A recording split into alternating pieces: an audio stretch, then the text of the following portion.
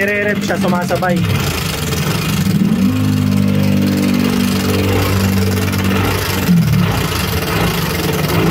Meron nga tayo dito, NMAX, yan, version 2. Di umano'y nagtunog kuliglig.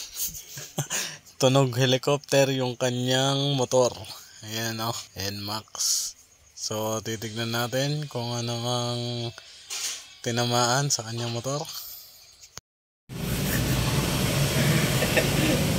NMAX version 2. Sir, ito yung problema. Tama ang hinala ko.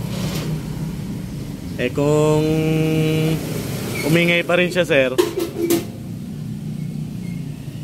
bubuksan na natin to buo.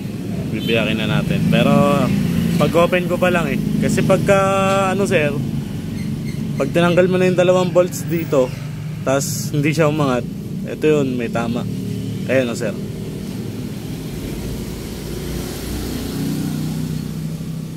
Bali, bibili na lang ako ng ganito, sir. Tapos pakita ko na lang din yung resibo. Alright, NMAX B2 155. So ang naging problema niya is yun, tensioner yung naging problema.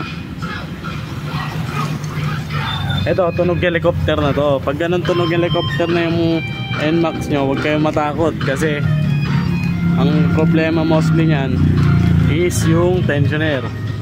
Pakita ko. Ayan o. Ayan yung tensioner niya. Lumundag. Aray ko! Tunog kilig-lig. Kumbaga.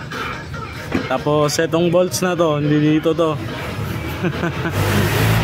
Ang nakalagay sa kanyang bolts ay dapat 8 dito.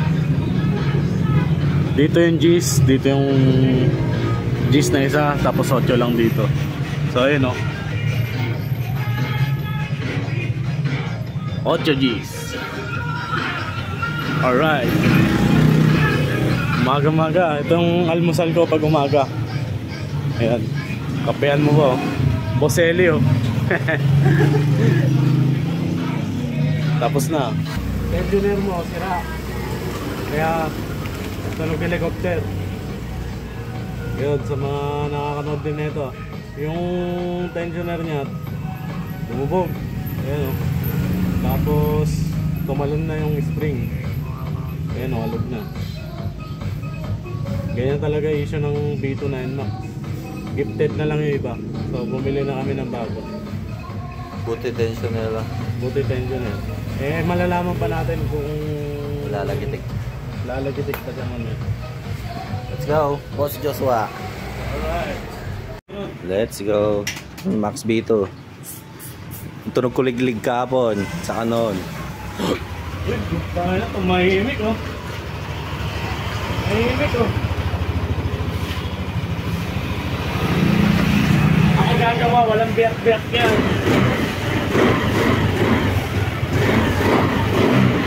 Let's go.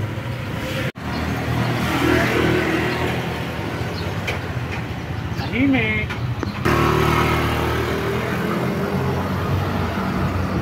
So ito, tamang kape. Magahan na yung motor. So ito na, okay na yung NMAX. Tahimik na. Peace out.